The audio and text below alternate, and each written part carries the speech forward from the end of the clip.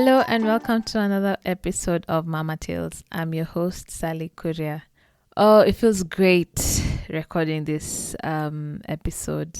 Can you believe that the year is almost over? I feel like 2022 has just gone by like a blur. And for me, especially the second half of the year, when I welcomed my son, I legit can't believe that he's gonna be 6 months old in a few days. I'm recording this on the 28th of November. So yeah, in a few more days he's going to be 6 months old, and it's crazy. So as I was preparing for this episode, I was trying to think about how I would want to end the year. At least in terms of this podcast, it's been pretty inconsistent the second half of the year, but it's honestly been one of the most powerful seasons yet. I think the stories that the moms who came on here shared with us have been like super powerful, from the very first one to the very last one. And it has been an honor giving them that home and that platform. So in as much as I feel like I wasn't really great at keeping up with like the schedule of every 2 weeks for releasing an episode, I'm very glad that those episodes did make their way out into the world. So yay.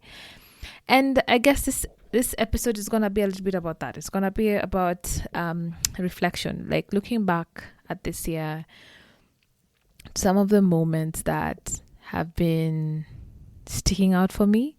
And not only me, you'll hear reflections from a couple of moms as well, because I opened this up to all of us. Anyone who wanted to be part of this episode was able to just send in their submission on like what they'd want to reflect about, and I'm really excited to be sharing those as well. So without further ado, let's get started. To kick us off, we'll hear from Michelle, a new mom of two. Intentional. If I was to describe myself, my parenting style, and most things in my life in one word, it would be this: intentional. My children's father says I have an obsessive need to control the things around me, and if left to my own devices, I would be a dictator. And he says that as if it's a bad thing. I'm joking. Okay, so usually my year starts in the third quarter, and last September I set out to move jobs, change careers, and have another baby. All of which I can comfortably say that I have done and continue to do. But drive and ambition have always been my driving force. I was made aware recently that the beauty of life is to enjoy each moment and take everything a day at a time. I don't know if you can already tell, but I really suck at that. But life has a way of slowing you down when you require it. I experienced massive burnout trying to excel at work, homeschool, Pinterest mom activities, projects like my Instagram, and running a home, all while growing a human inside of me. I took a mindfulness workshop which helped me affirm my beliefs and gave me some coping mechanisms for when I itch to do more than I already am. And of course, as life would have it, I gave birth to my second child who has reflux, which forces you to literally sit down and appreciate that life is beautiful, and the fact that I created two whole humans who always fill my heart and reaffirm why I push myself so hard. As I record this, I am holding my tiniest human on my chest while she sleeps, 3 days after the deadline. I'm very sorry, Sally. Mr. Sweetface is happily playing with the nanny, and I'm okay with that. I wouldn't have been 6 months ago. I also know for a fact that if my kids didn't have reflux, I would be in the gym 2 weeks postpartum, attending conferences and going for job interviews. I really thought about it this time. I even paid for an industry conference that's happening this Friday. I'm not going for it in case that wasn't obvious. So while I may not be the youngest female CEO, or starting my business, or initiating a food drive to drought-stricken areas via my organization's CSR arm, not for lack of trying, I have grown more intentional about prioritizing myself and my mental health. I now take time to enjoy the sun on the balcony, the silence in the morning before the rest of the house gets up, taking time to shower and not obsessing over whether my kids are crying and if I'm a bad mom for taking 15 minutes to myself. I realized that it's not only important but imperative that our kids get to see us rest and relax, because they will grow up knowing that it is okay to work hard and it is also okay to take time to rest and relax. Hell, even Thanos and God rested after their work was done. It's practically sacrilegious not to. The theme of intentionality carries on as the year comes to an end and continues to the future. And if what they say about hindsight being 2020 is true, then I have learned that I can be intentional about more than one major life event at a time. It doesn't have to be mutually exclusive. I can be a great intentional mom and still kick ass at work and maybe even achieve Pinterest mom status while I'm at it. Who knows what the future holds? All the best, love and light.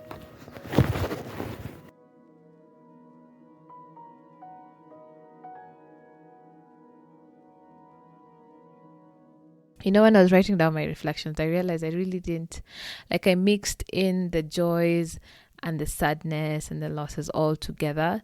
So I don't say I can categorize them as these are the great things that happened to me this year, and then these are the like not so great things that happened. So what I'll do is just like I just tell stories, tell stories about like how it's been, and you'd be able to like grasp the good parts and the not so good parts, because as with everything in life, this year has been all about balance. It's been great, and then there's some moments that haven't been so great. So let me start by sharing one of the scariest moments that I had this year.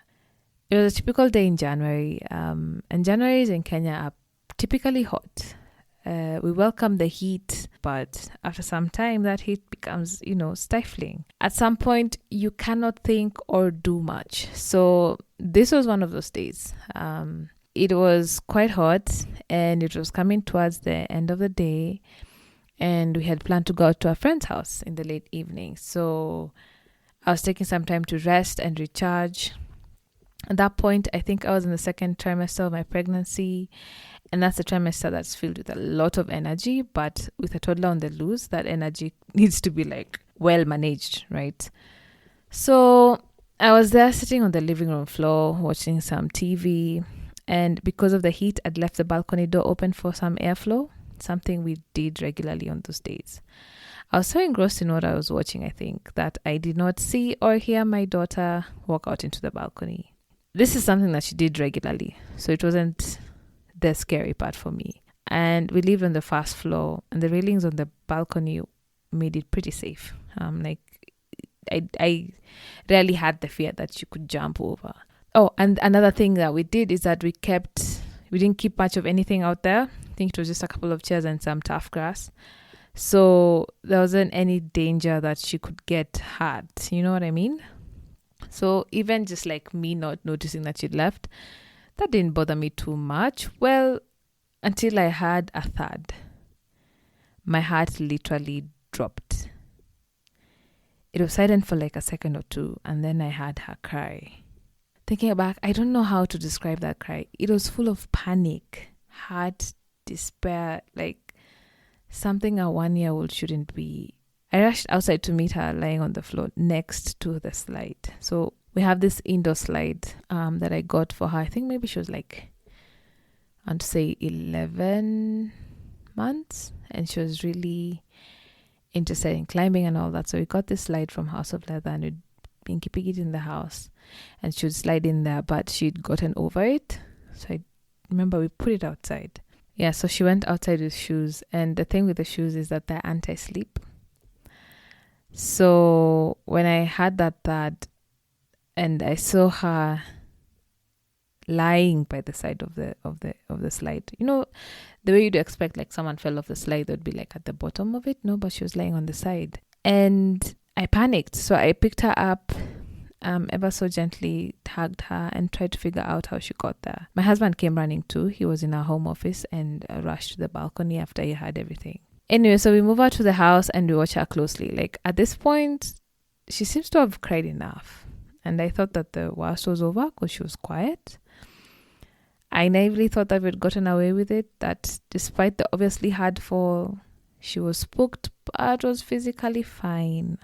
After some moments, my husband went back to work. I closed the balcony door. I remember I turned off the TV and gave her undivided attention. I think I felt very guilty for not doing that before, so I just did that. So she seemed to calm down and went on about her day. I remember her walking to her bookshelf, as she usually does, and tried to grab a book. I just saw the pain shoot across her face as she dropped her book. And that's when I knew there was something wrong with her arm. Yo, guys, my heart sank. And what followed us then was, us trying to test how bad it was and giving her different things to carry, move around, trying to see if it's a sprain or a break. I think I personally was in denial. I was just like, surely nothing could have happened, so hence the tests. But we eventually came to the decision to take her to the hospital. We packed her bag. They packed her diaper bag. I remember I packed some food for her to have a supper because, hospitals. And it was rush hour, so I had no clue when we'd be able to even get there, get treated and come back. She looked so defeated. It was tough for us, or for me specifically in the hospital, not being able to be with her when she was having her x-rays because I was pregnant. But her dad did a stellar job. Side note, I feel like there should be like specialty equipment to take infant x-rays because, man, it was difficult. Everything looked so big and scary in contrast to her tiny self. And he had to really do a great job at comforting her and then trying to hold her hand still while following the directions from the radiologist. There was just a lot, and I was just like behind a screen trying to cheer them on. I don't know, it just felt like too much for her, at least from my perspective. So we got the pictures. She had a hairline fracture, something that's pretty common with kids, and she just needed a cast to help it heal uninterrupted. But here's the thing, no matter how common it is, I felt horrible about it, like horrible. She was just like 1.5, and here she was with a cast on her hand. And because of how tiny she is, it just looked like it was covering her entire hand. Like, to me, that's how it felt like. I blamed myself for leaving the slide outside. But she'd lost so much interest in it, so we just put it out there to save ourselves some space. I blamed myself for not seeing her walk outside with her shoes or figuring out that she would want to go down the slide with them. Something that made it very difficult to go down smoothly, because they're anti-sleep. Oh, man. Eventually, she did get better. And after avoiding the slide for many months later, she took the chance to go on it again. Only this time, the mantra she always says to herself every single time she goes on the slide, even now, is remove shoes. This moment, let me tell you, for it to have happened so early in the year, I just felt like the year was jinxed. I felt like I failed at protecting her at something, but later on, I just learned that there's only so much you can do as a parent, Our job is to keep them safe, is to keep the environment safe and all that. But there are moments where things can go out of their control, of our control rather, and they'll come. They'll come. It happened to me when I was a child. I was in school, and I remember I had a pretty nasty fall off of the swing. And mine was so bad that I was unconscious for 7 hours. So when my mom came and realized that the teachers had kept it away from her, they hadn't even taken me to hospital yet, they were trying to figure out what to do, she was devastated. And I imagine, like, I was going through this with my daughter, and it's just like a simple little fracture. But for her, she like saw me lying motionless, And I can imagine the million of things that was going through her head. She's like, the school's supposed to be safe, So for me, this was it. I was just like, but home is supposed to be safe. You're at home with both of your parents, and yet something like this happened. So I think what I learned from this is, no matter how safe you want to make something, or how controlled you want to make our kids' lives, there's just so much that you really can't control. And I'm learning to lean more into that and going with, I do my best, I try my best. I give it 100%, and then I hope that I have the wisdom, the grace, and the chance and the opportunity to fix something if it just doesn't go on the right way. You know what I mean? All right, I think it's time I add in a submission from one of us. So just give me 1 minute moment, I get it. So this was a submission from one of us, and it says, "Hello, this year has been one of the toughest for me. I got a miscarriage in April this year and then went through a period of desiring another one, and it was not happening. I felt like that was it for me. God did it again for me and I conceived. I knew this was it. I knew I would carry it to term and rejoice what the Lord has done. My first trimester was almost done. I was almost going to the phase where you get to enjoy being pregnant. And then I lost the baby at 12 weeks. I was so broken. I still am. I have questions that cannot be answered by anyone. I am in fear of whether I would want to conceive again because of the emotional pain. Sometimes I feel like maybe this is just the end for me, having kids, and I should accept that fact. I, however, want to give hope to someone who has gone through the same, that even when we are broken and have these questions, keep trusting in the Lord to work out everything for you. It's not easy, but when you have the Lord by your side, every day becomes much easier."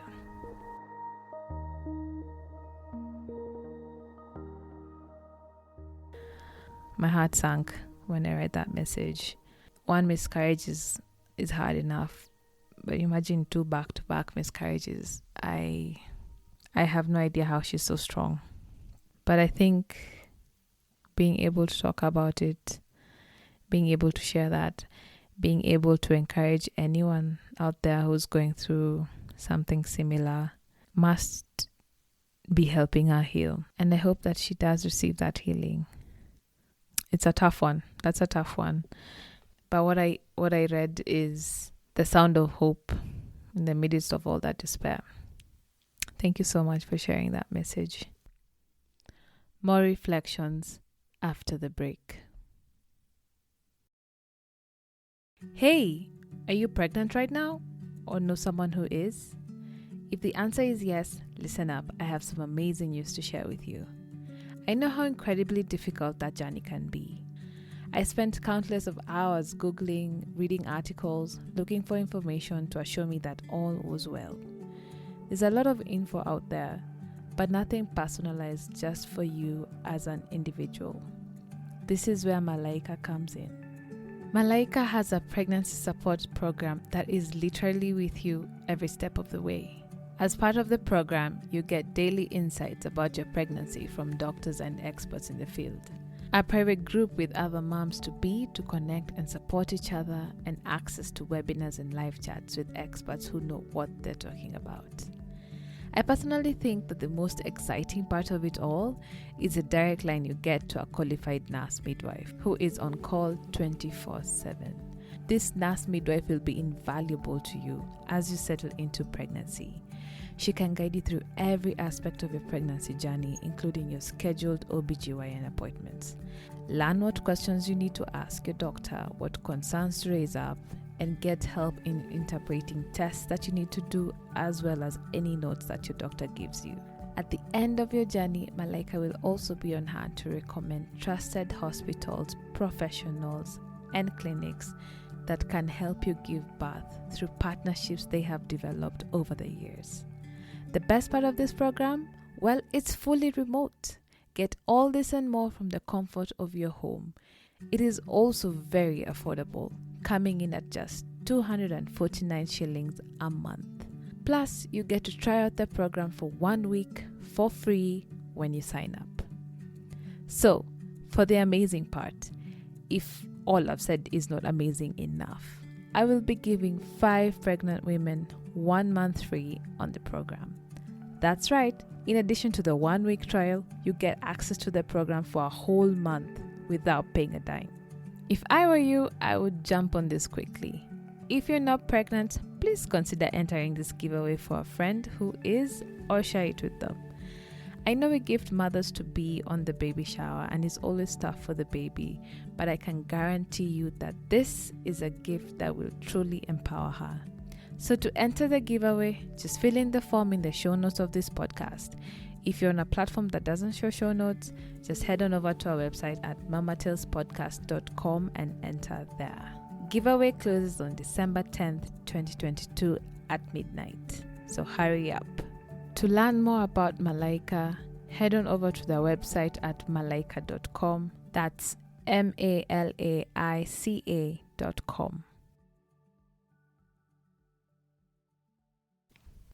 Another big thing for me this year has been transformation.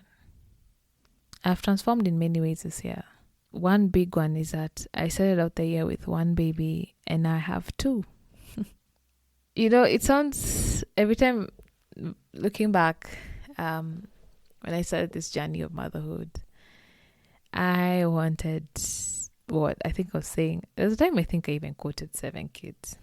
And when, we became serious about kids, I talked about 4 kids. And that seemed quite manageable. When I had my daughter, it went back down to 3 kids.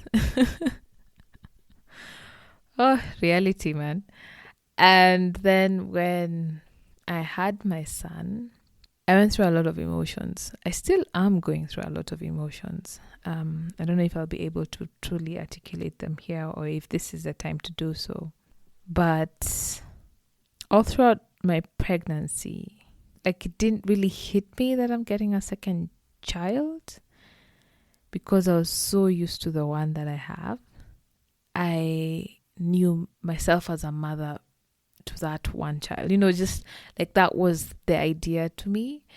And in as much as I was talking about this 7, 4, 3 kids, when it practically came to me, I really couldn't see how to do that. I couldn't see how would be able to make another amazing human being rather. So, now when I was pregnant and it was real, I really wondered what it would be like to have 2. More importantly, I wondered if my daughter was ready for a sibling.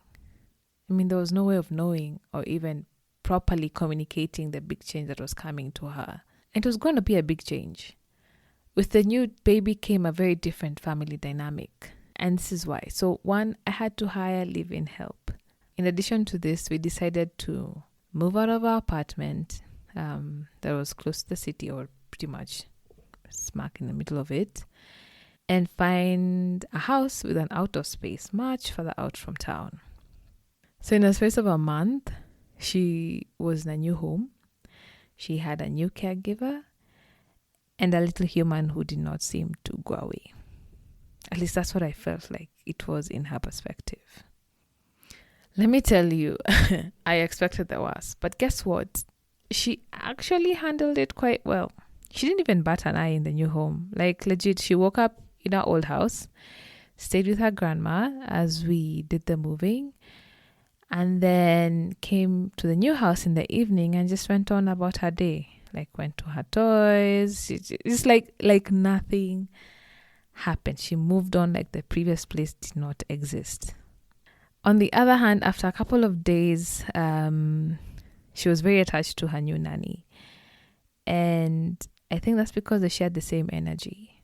And on the brother, biggest surprise of all, she wasn't actually repelled by him, because I think that's what I was afraid of, because she's a very strong-willed young lady. Sure, she doesn't beam each time she sees him. Even now, 6 months in, she's just like, ugh. But she does show some care and familiarity with him, which is all I could ask for, to be honest. And then came my transition. I do describe myself as a stay-at-home mom. And over the years of motherhood, I have started adding another dynamic to it. I could describe myself as a working stay-at-home mom. But I'm slowly transitioning into a working mom. When my daughter was maybe 6 months old, I got a part-time job that had me working 14 hours a week. That would roughly translate to 2 to 3 hours a day, depending on how I kind of divide up my work. So I could easily fulfill these hours when she napped. I got a housekeeper who could come from time to time. I remember it was once a week, then twice a week. And she would help me with chores, because soon enough, finding 2 solid hours of work in between childcare and home care was difficult. Soon enough, she was coming every day, but my husband and I took care of our daughter full time. It was even a little bit harder for him because he had a full-time job. So bless his heart, he'd really do the most to do his part, as well as still work. And I, handled a lot of stuff in the kitchen. I was very proud to be like, I'm the one who cooks in this house, you know what I mean? And for some reason, the laundry as well. I don't know why I wouldn't just let go of the laundry, but that was also me. But as my second pregnancy progressed, it became increasingly difficult to find energy to do all of this. At this time, the podcast that I'd started as a little hobby had grown into something else, and it was still demanding the few hours that I had, At this point in time, I even forget me time. What does that even mean? The most me time I could get was eating. And I could only eat with everyone around. Like, me time was non-existent. Just did not exist. Eventually, I knew that something had to give, because in a few short months, my son was arriving. And if I thought that was chaotic, I hadn't seen anything yet. So I made the choice to hire a live-in nanny who could work longer hours, help out with the house. And when interviewing her, I did mention that her main job wouldn't be the babies. But joke on me, that's exactly what her main job is now. At the very least, I did make sure that she loved kids, and I felt a good vibe from her, and I knew she wouldn't mind it. She even told me that she wouldn't mind it. So that was great. And she is super great with my toddler. Like, those guys are like peas in a pod. And soon enough, I've also started letting my son stay with her too. Let me tell you, this was a game changer for me this year. And here's why. All of a sudden, I had more than 2 or 3 hours in a day to do something. And the something here is work. I couldn't believe it. I remember the first time it happened, I had like 40 minutes extra. And I was confused. I didn't know what to do. Like, I just sat down. I remember I came into the office that I share with my husband and just sat on my desk, because it was at a time in the day where I had no business being there. And I just sat there like, what am I supposed to do, So I started craving that time, because all of a sudden, my mountain of to-dos became smaller and smaller. Because here's the thing, no matter how much I planned my day, and I tried to meticulously plan everything, I still had a mountain of work to do. And they moved from to-dos to like work that I've done, and I just felt proud. My kids were well taken care of. In fact, they were beaming. And for the first time in a very long time, so was I. Soon enough, I craved that independence even more. I started looking for some more time. But I noticed that my nanny was getting overwhelmed, and I totally understood, because that was me not too long ago. Juggling the kids and the house is a ton of work. And for me, I just had the one at that time. So we embarked on another journey of trying to find somebody else. A housekeeper would handle most of the chores, and she would focus on the kids. Hey, let me even just drink water, because that was a journey and a half. Finding someone who not only did their job well, but also got along with my daughter and the nanny was a lot harder than I imagined. I don't want to go too far into this, because I think this requires an entire episode by itself. And the reason for this is that a lot of moms can agree that one of the toughest jobs, if not the toughest job in this journey of ours, lies in finding a great caregiver or help for your home. And this was one of the reasons I even took this long to start this journey, because I had had so many complaints for so many moms, just how difficult it is. I had read some insane stories on both sides of where the housekeeper was not great, and from the point where the employer was not great. So I knew it could be hard. I knew it could be tricky. So I tried to just move that, or rather try to delay that for as long as possible, but I couldn't. But anyway, like I said, that I think that's a conversation for another day, because it feels like we don't give that part of the journey enough attention, because there's management of people, there's management of schedules. You're thinking about like budget, because this is also like with the home, and like it's a lot. Let me just stop there, because if I open that can of worms, this episode will not end. But the point of all this is that eventually we did find someone, and it saw me truly find myself again and give me time to explore the work that I love. I feel happier, lighter, and less riddled with anxiety. And this is a funny thing. I had no idea how much I was carrying on me, like zero. I think I just thought that was life. So I'd always been in a rush, always because I knew that the kids were at home and they need me. You know, that feeling of just like they need me. Everything will collapse if I'm not there. I would obsess over time. I still do. My first answer to any plan is an immediate no, without even thinking. And then I just wallow in self-pity. I also hadn't realized just how angry I was and how much anxiety I had. Here's the thing. I didn't know the true meaning of anxiety until I realized that I was just swimming in it, and I accepted that as part of life. Like I had no clue. And here's a very good sign of it is I would frequently get into this depressive state, and I would feel unworthy. I would feel undeserving. I would feel hopeless. I would feel overwhelmed, and I just said, you know what, this is motherhood. That's all I would call it. I would force a smile on my face and will my entire self to follow along. The other unfortunate part of it is I think I would bottle a lot of this up and then just lay it all out on like my husband and even my daughter.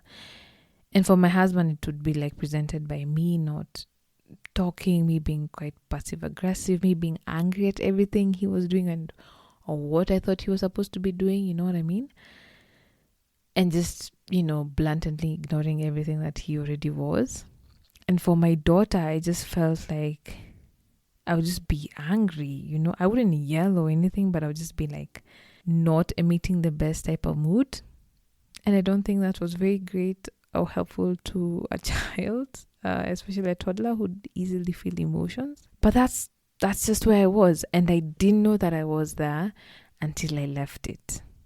Now that we have help, I have slowly changed. I am still in a rush, but I'm learning how to let go and slow down.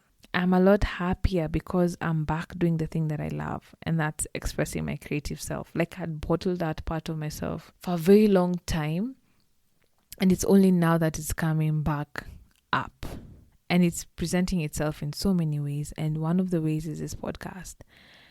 And I feel like I do want to grow this into a business. That's exactly why I left formal employment, so that I'm able to explore this. Well, at that time, I didn't know this was it, but you know what I mean? Now I know what I want to build, and it's just going to be a giant, and I'm no longer shy about it, That's what I want to do. And there's a lot of guilt that comes from that. Most of it comes from the point where I feel like I might be shortchanging my son, because he's not going to get the version of me that my daughter got. But who's to say that my daughter is this way or that way because of what I do, And here's the thing, he seems great. In fact, he's doing much better socially than my daughter did, because I guess for him, now that we're not in lockdown and there's like people in the house, it's like full, we're outside, we're inside, it's like a lot. He's just doing fantastic. And he also has this feisty little sister, not little, big sister, who's showing him the ropes. And here's the thing that I have to keep reminding myself is that I am not hands off. In fact, I spend lovely quality time with them, like a lot of time still with them. I'm still working from home and I pop out of the office way more than I probably should, especially when I hear them laughing, because I'm like, hey, I also want to know the joke. But the ability that I have to just like shut it off when I need to is what is very game changing for me. I'm allowing them to experience new things, something different from other people other than myself and my husband. I remember I saw this video on Instagram once. I even shared it with my mother because we have been having a conversation of like why my sister and I are very different. And it talked about the fact that no siblings are not brought up by the same parents. Circumstances change. A lot changes between who you are when you have one child to by the time you get the other and the other. And it's true, right? I saw it with me and my sister. It's unfair to expect that this season of my life and my son would look exactly like it did with my daughter. And I'm slowly letting that go. I am learning from what that was with my daughter and embracing the new changes that are there with my son and just going with it, going with the flow. Because in this life, all you can do is your very best and just hope that it just goes on well, you know? So that has been a game changer for me, being able to focus on me. And I just started like mid this year, and I cannot wait to see what it look like next year. Being able to trust other people is a very big thing for me. Being able to embrace my son as part of my family is just another. Like, I cannot imagine life without him now. It feels like he's always been there. And I can't wait to like see him grow into himself. But I do have to put this here that I am starting to question if I want another child. It's still early days to think about this. But I know how much I give to my children. And I think it's just me questioning if I have any more to give. And I do want to I know it sounds silly to start thinking about like if you ever want another child when your last one is like 6 months old. But that's just the obsessive planner that I am. And it is something I've been thinking about this last couple of months. And I just don't know how to navigate it yet. So I'll just put a pause on that part and just enjoy the ones that I have right now.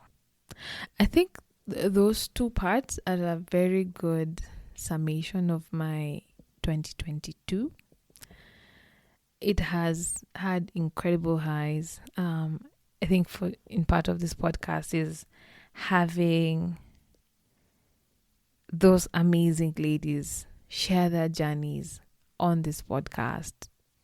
Man, my heart melted. Thank you to everyone who's ever participated on this show, on this show, whether it's on socials or it's on sharing your stories or it's sharing the episodes, whatever it is. Every mention of Mama Tales in your circles, just it lifts me up, you know.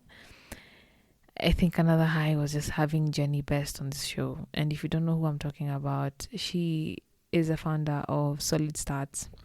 I remember I just sent her an email to see if you should come on here and talk about like baby-led winning, because she inspired me to do that with my daughter, and it's been fantastic. And I wasn't really expecting anything back, but she got on here and she shared a lot of amazing stuff and insights with us. And to me, what that signifies is whatever goal I have, I shouldn't be, when I sent her that email, I was just like, what do I have to lose? And I have to keep thinking have that mentality, especially now that I want to turn this into like a profitable thing. Like, what do I have to lose? I'm already, pumping in money into it. What do I have to lose that I'm not already losing? Like, surely. And hopefully that gives me the energy and the power to do a little bit more in growing this platform. I have amazing plans, and I don't want to just keep them as plans because I'm already starting to work on them for the next season. And I feel like the next season is going to be the best one yet. I don't even know how it's going to top up this one, but it is going to be the next one yet. So yeah, be on the lookout for that. And in the meantime, before the new season drops, trust me, you will hear from me, you will see me, I will be there. Not as a stalker, no, but as someone who wants to celebrate all of us in this journey. I think that's it. In whatever way it comes up, that's the end goal for me. I will leave you with one other reflection, and that's was a submission by an amazing mom, an amazing first-time mom, and I felt everything that she was saying. Let me tell you, like, it took me back to those days as a first-time mom and all the nuances that come with it. I don't know if I'll be able to put her entire recording here, but it would be something that I would want to share fully, if I can, in another kind of setting, because I think a lot of first-time moms can relate, and it would be very useful for people who may have forgotten what first-time moms go through, or have friends who are just coming into that journey and they're wondering how to support, or they themselves are on that journey and about to become moms and are looking at what they should care for. I think this mom does a fantastic job at encapsulating that entire journey. So I just leave her to kind of round us off. And I will catch you in season 3 of the podcast somewhere early next year. It's been a pleasure. Thank you for your patience with me, with everything. I appreciate you. You are wonderful. You are great. Have a very Merry Christmas and a Happy New Year. Bye. Hi, Mama. Just want to say thank you, first of all, for this platform. I started following you, I think, a few years back, or I don't know, when you used to do content on feeding your daughter Keo, and it was just so amazing. I used to think, wow, something different. I would love to feed this when mine gets to feeding, and it's just been amazing to see you grow your page into a safe platform that mothers can just learn and share freely, and they can just come together and reflect on motherhood.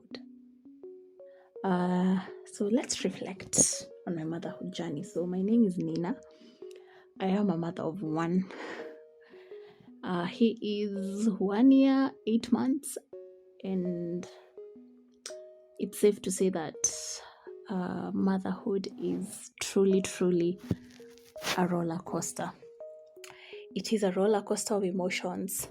It is a roller coaster of joy, sadness.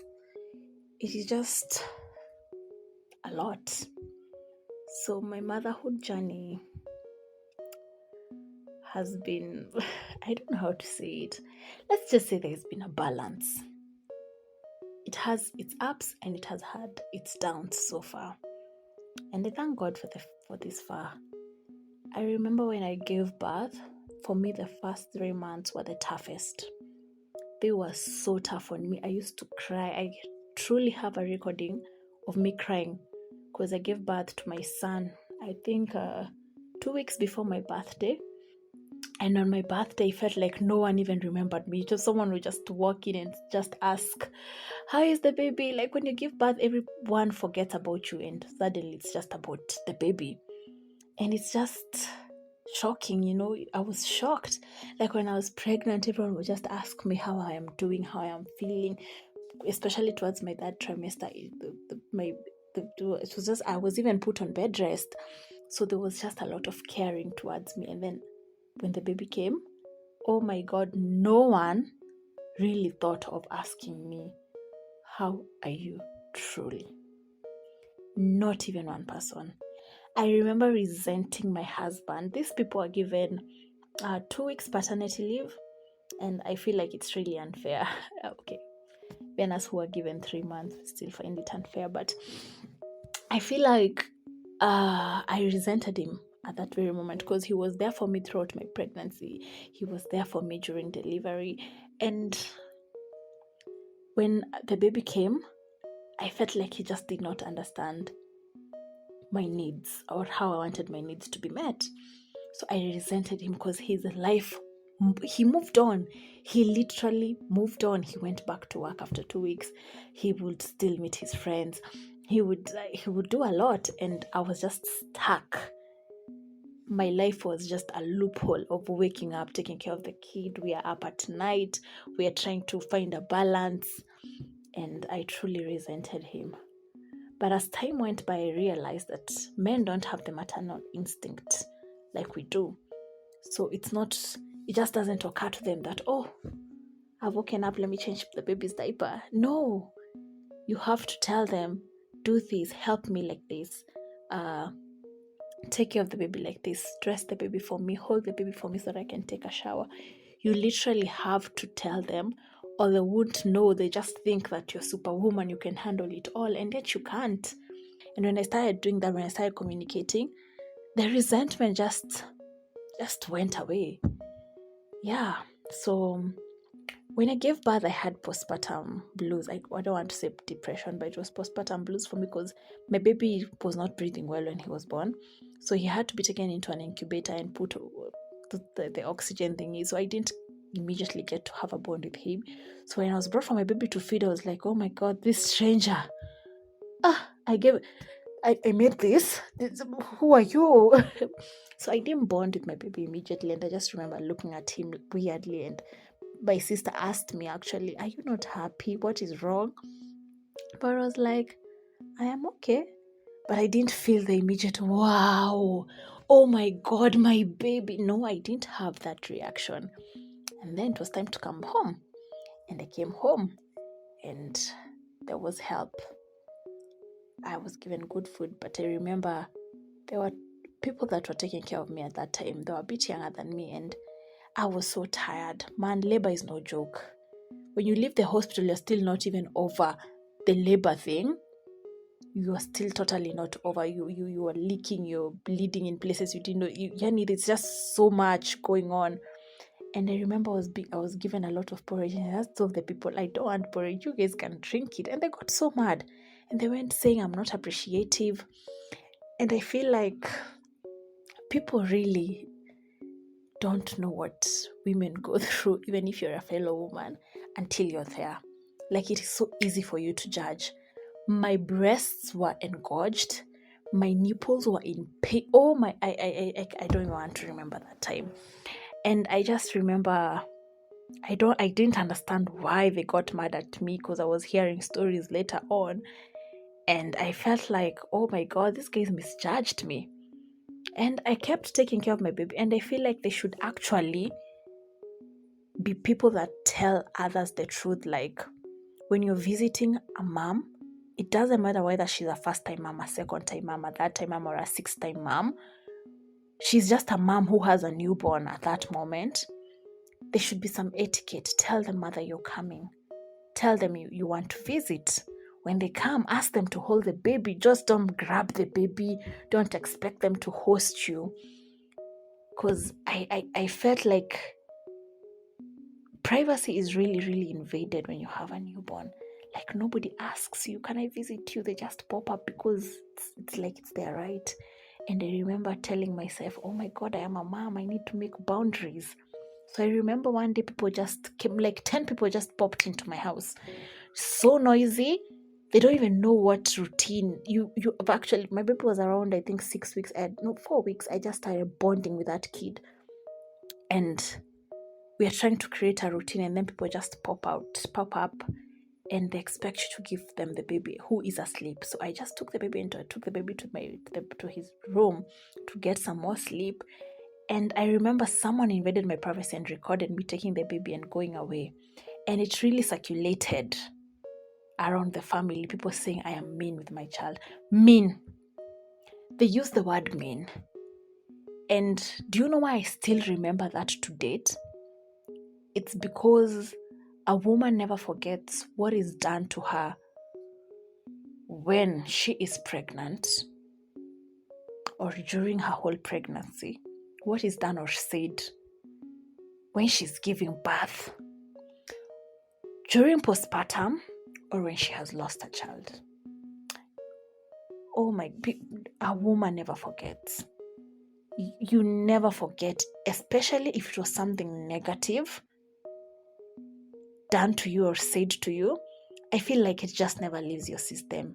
You just look at the person that said that differently. You feel like they attacked your whole being, and I forgive them, but in a way I still remember that. And mamas out there, or even you that has no kid and you're visiting a friend that has a kid, or a family member that has a kid, or a colleague, be kind, extend kindness. Ask them if you can hold their baby. Ask them where they need help, because those people are exhausted beyond. They're just exhausted. They need rest. They need help. Ask them, come with food and people to eat. Just don't come and expect the mom who is not even healed yet properly to go to the kitchen and stand maybe for 3 hours and cook for you. It is truly unfair. It is truly, truly unfair. So for me, after the first 3 months were done, other than that, I settled into a routine, and I feel like that really worked for me. It worked for me when I got the routine. And soon after, we were eating and I was properly healed and I could do chores. I am a stay-at-home mom, so I have no help. I absolutely have no help. So I feel like the saying of sleep when the baby sleeps, oh my God, it is a big lie, because you just keep thinking, oh, dinner needs to be made, or oh, his utensils need to be made, oh, I need to cook food for him, or I need to do 1, 2, 3. You just never have nothing to do. So when the baby sleeps, your mind keeps running what needs to be done in those few minutes. And like, motherhood has no pause, it's, oh, we are eating, oh, we are teething, oh, we are crawling, or teething is tough, and I just remember us consuming a lot of content, podcasts, seeing videos, YouTube videos on how to just be a better mom, how to feed my baby well, how to take care of him better, because I want to be the kind of mom that raises a whole human being. And I mean whole, emotionally, physically, mentally, spiritually. I want a whole child. And you cannot be whole if you yourself, you're not whole. So I learned to fill my cup, because since I did not bond with him when he was born for like a month, I feel like I overgave. Like, my whole world would revolve around my son. No lie. It would just be him and nothing else. So I would be so drained. And what happens when you're drained? You start lashing out. You start being you just have a negative vibe. And kids know. Kids can feel when you have a negative vibe. So I decided to fill my cup. So sometimes I'll just tell the dad, you know what, I need time out. And I would go for walks. I would just they would just take him for a drive, and I would just be left home alone and just have my time. And it really worked for me. Or I would go for walks with him and just, record myself, just journal, it really worked for me. It really helped me. It truly, truly, truly, truly helped me. Because I feel like as a stay-at-home mom or moms, I feel like we are judged a lot. People just think like you do nothing. Like they just think taking care of a child is the easiest thing. They just see as if you're idle. They see as if you're lazy. And I've gotten a lot of misjudgment. And it has really made me just put myself away in a corner, because I feel like nobody would understand unless you're in my shoes, why I do what I do, or what it entails just being in the house with a young human being. First of all, there's no adult conversation. Your husband comes home and you're just talking his ear off because you've had no adult conversation the whole day. It's just tough. Being a stay-at-home mom is just tough. And I feel like people should just learn that it is work, and then learn the mentality of when you're a stay-at-home mom, you're lazy, or there's just nothing you're doing. I think people should unlearn that, and just respect and give flowers to stay-at-home moms. Check in on them. Y'all, they are not okay. We are not okay. So as of now, we are walking, we are trying to talk. There's just new milestone that you feel happy when your baby gets them. And it's truly, truly amazing just looking back and reflecting the journey, like how far you've come. And it's rewarding. It's truly rewarding. Just seeing that you as a mom, you've done all these, like pat on your back and just tell yourself to keep going. I look forward to more milestones. To all mamas out there, the new moms especially, or the moms that just have newborns as of this moment, hang in there. The exhaustion is real. The fatigue is truly, truly real, but it gets better. It truly, truly does get better. The exhaustion probably never goes away, but it is not as bad as the first few months. It gets better.